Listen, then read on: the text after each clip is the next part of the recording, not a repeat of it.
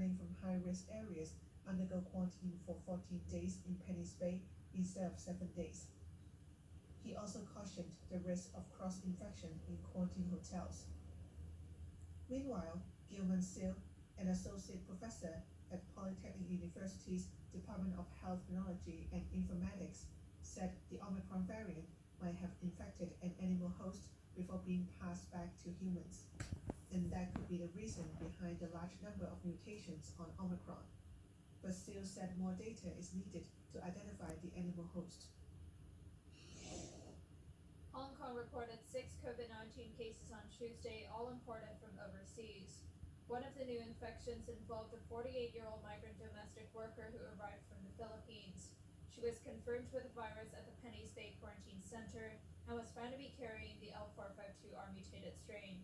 She has been fully vaccinated against the virus with a Sinovac jab. 3 infections were imported from Pakistan via the United Arab Emirates. They are close contacts of an earlier imported case and also tested positive for the virus at the Penny's Bay Quarantine Center.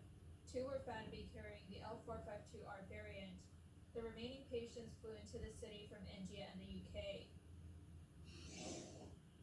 Portugal on Monday identified 13 cases of the Omicron coronavirus variant among members of top football club Belenenses SAD.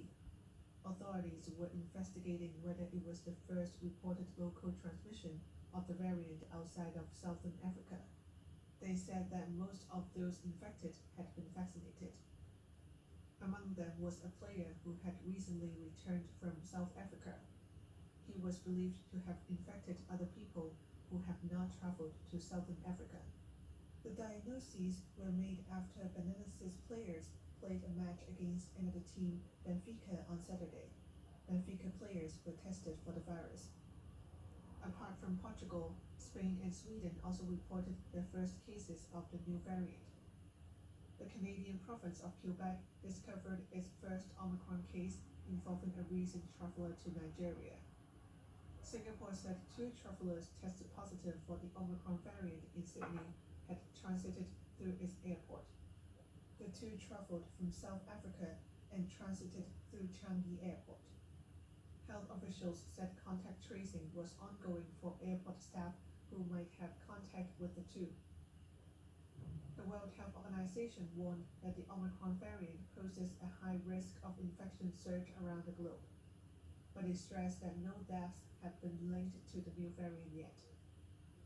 The agency said scientists are working urgently to understand more about Omicron, including how it causes breakthrough infections. U.S. President Joe Biden on Monday said it was inevitable that Omicron cases would emerge in the country. He urged Americans to remain calm.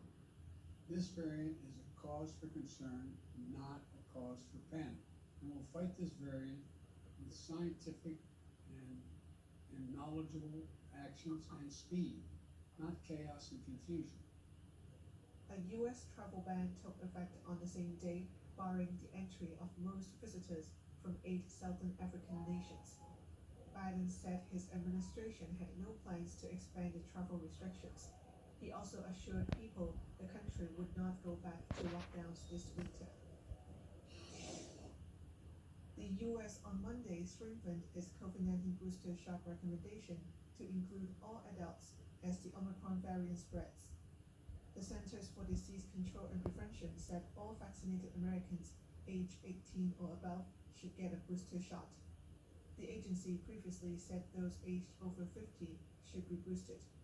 U.S. President Joe Biden said he would direct federal regulators to make updated boosters available quickly without cutting any corners for safety. The Wall Street Journal reported that the U.S. Food and Drug Administration could authorize the Pfizer-BioNTech booster for 16 and 17-year-olds as soon as next week. The UK also expanded its booster program to cover all adults. That means around 13 million more people will be eligible for a 3rd dose. The country previously only offered booster shots to people aged 40 or above. The new recommendation also cut the gap between the 2nd and 3rd dose from 6 months to 3 months. The government will also administer second shots to children aged 12 to 15. The threat posed by the Omicron variant remained unknown.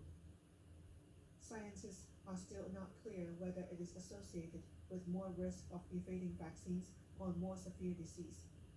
Vaccine makers are rushing to test the effectiveness of their coronavirus shots and explore ways to tailor them to target new variants.